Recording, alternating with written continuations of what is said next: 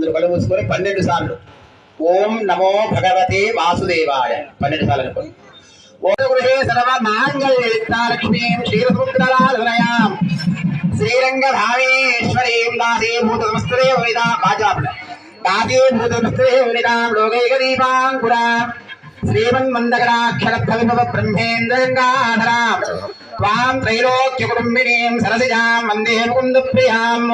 सिद्धलक्ष्मीर्मोक्षलक्ष्मी Jayalakshmi Saraswati